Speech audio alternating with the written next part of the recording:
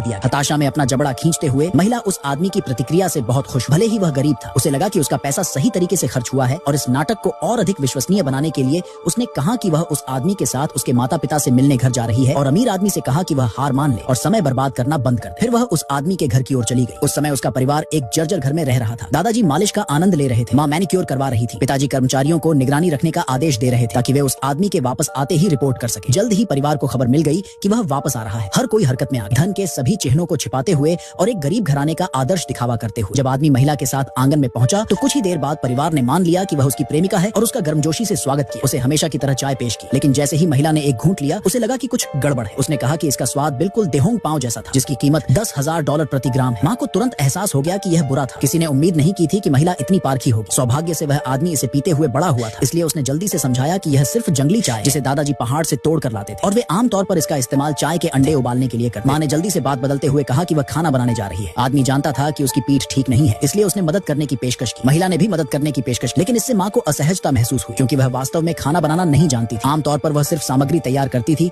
और उसे एक सीक्रेट स्लॉट से गुजरने देती थी ताकि राज्य भोज का रसोइया बाकी को संभाल सके। फिर महिला ने देखा कि चाची मछली बना रही, इसलिए वह खाना पकाने के लिए रखी शराब की तलाश में मसाला कैबिनेट के पास गई, लेकिन यह देखकर दंग रह गई कि वहाँ पर पुरानी शराब की बोतलें बड़े करीने से सजी हुई थी। माँ ने कहा कि उन्हें मदद की जरूरत नहीं है, लेकिन फिर महिला ने आग जलाने में मदद करने की पेशकश की और उसके सामने जलाऊ लकड़ी